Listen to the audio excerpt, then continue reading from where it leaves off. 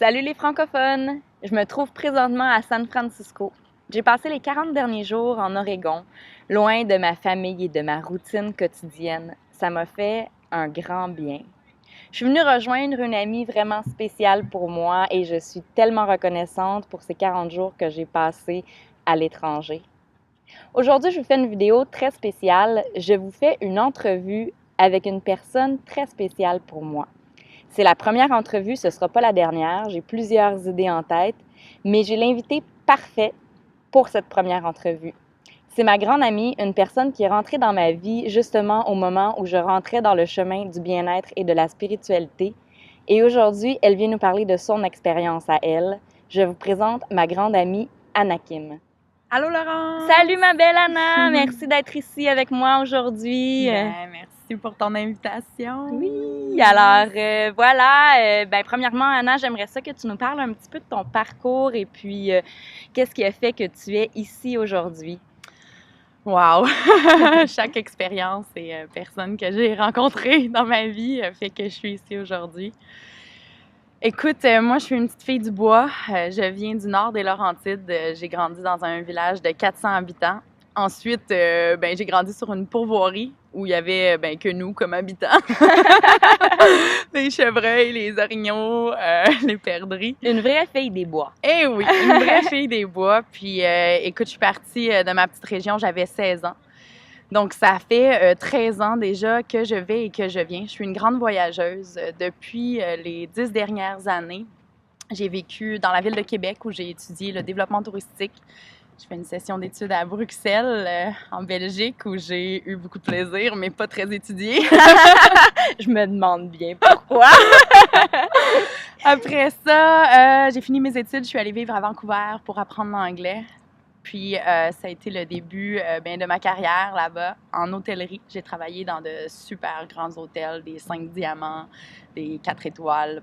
Puis après 3 ans de vie à Vancouver, au centre-ville, je suis partie au Mexique pour la première fois. Oui, tu aimes les changements, il faut croire.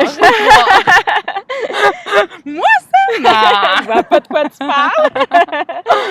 Puis écoute, le Mexique, premier voyage, a été le début d'une grande aventure parce que j'avais un travail à Vancouver, une vie, un appartement. Mais non, j'ai appelé ma meilleure chum, Madeleine, j'ai dit « Vends toutes mes affaires, je reste dans la jungle. » Wow! La jungle t'a appelé. La jungle m'a appelée et c'est dans la petite ville de Palenque que j'ai passé plusieurs mois, que j'ai redécouvert peut-être qui j'étais à ce moment-là, que ma spiritualité a commencé. Parce qu'en Amérique centrale, au Mexique, les croyances sont là.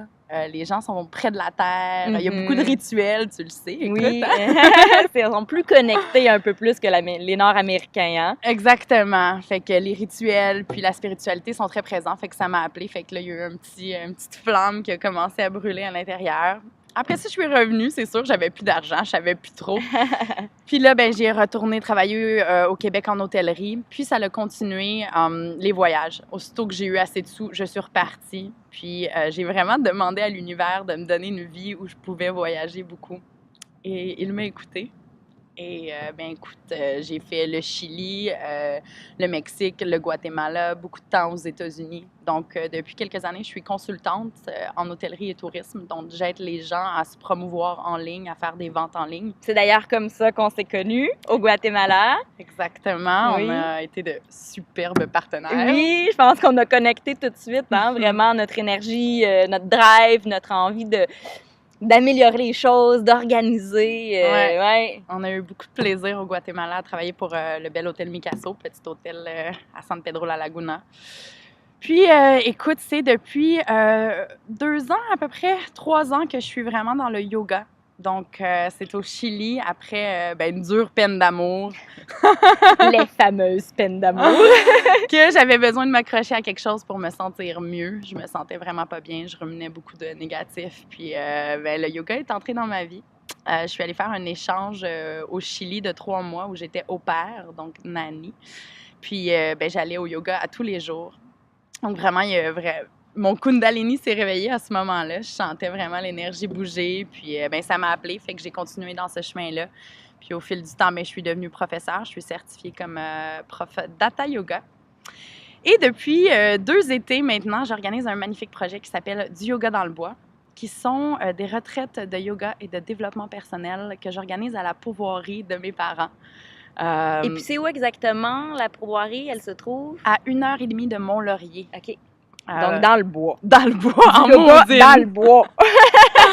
Donc, à la pourvoirie, on a l'électricité par génératrice. Puis, c'est mon père qui déblaye le chemin en hiver s'il n'y a pas de coupe forestière. Donc, c'est vraiment un monde à part là-bas. On a quand même l'Internet puis le téléphone, mais c'est un monde à part. Et puis là, tu reçois, donc, tu fais des retraites durant l'été, c'est ça? Tu as fait, les 2 dernières années, tu as eu des retraites durant l'été. Exactement. Donc, tu reçois des groupes de combien de personnes environ? On est environ une quinzaine de participants maximum. Là. OK. Le groupe va autour de 10 à 15 participants, puis on est généralement 3 ou 4 intervenants aussi sur le site. Puis c'est combien de jours? On a des retraites de 3 nuits, 2 nuits cette année pour la première fois, puis aussi on a une retraite d'1 semaine. OK, super. Et puis, donc là, tu as fait 2 ans durant l'été. Puis là, qu'est-ce qui s'en vient, en fait, pour l'instant, pour du yoga dans le bois? Écoute, plein de choses. C'est vraiment un projet qui est en gros développement.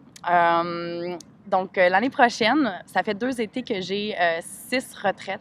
L'année prochaine, en 2017, nous avons 15 retraites. Oh, wow!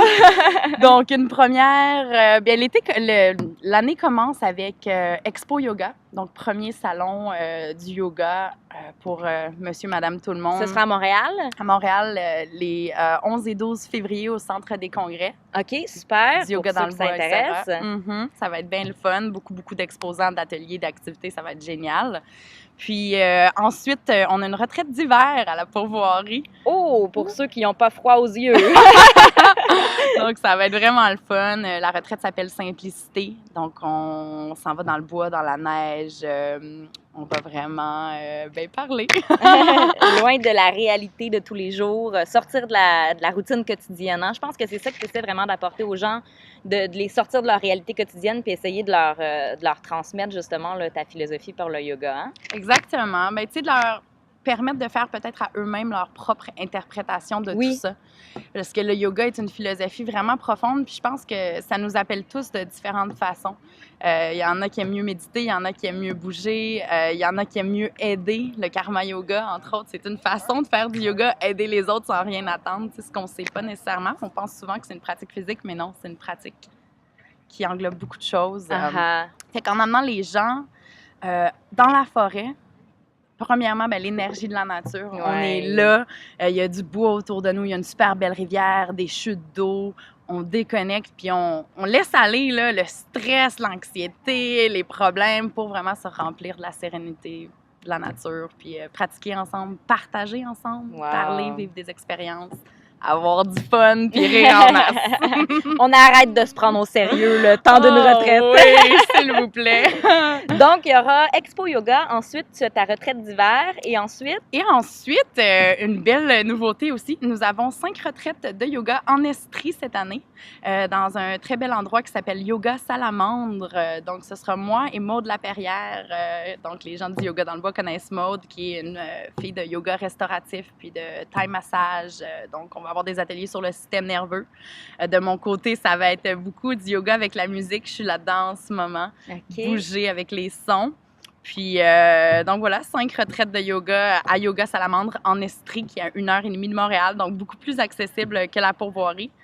Puis ensuite, ça s'en va au mois de mai. On a une retraite mère-fille pour la fête des mamans. C'est bien ça, pour reconnecter avec sa mère ou sa fille, dépendamment qui vous êtes dans l'histoire. Les deux ensemble.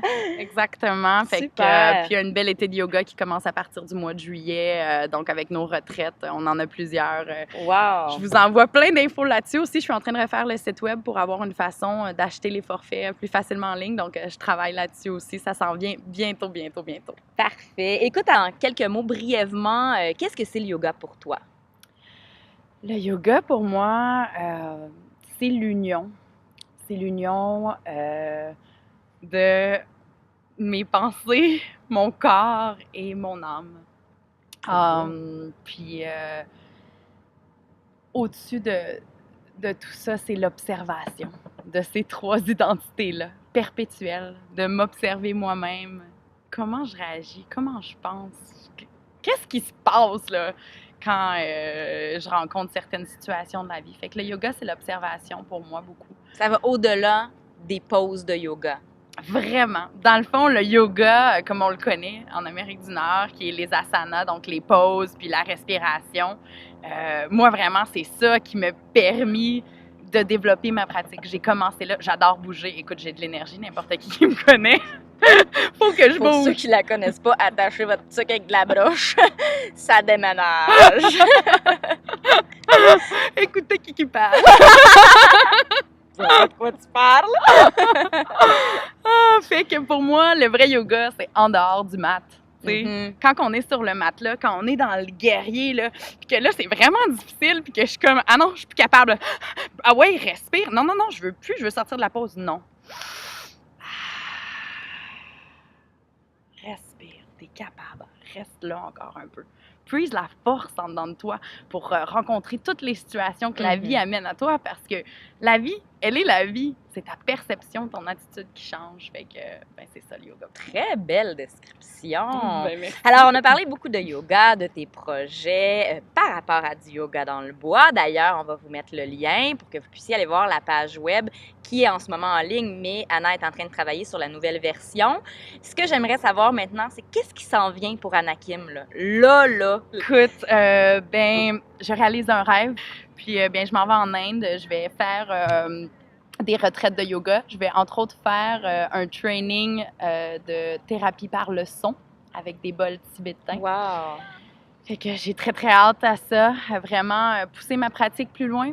Prendre du temps pour moi aussi. C'est exactement ce que j'allais dire. Te ressourcer pour revenir en force pour pouvoir partager avec les participants de 2017. Yeah! Merci Anna, je suis vraiment contente d'avoir eu la chance de faire cette entrevue-là avec toi, de faire connaître du yoga dans le bois. C'est très populaire le yoga dernièrement. Je pense que le concept justement d'avoir des retraites, c'est génial étant donné qu'on vous fait sortir de votre routine. C'est pas une fois par semaine j'y vais, non.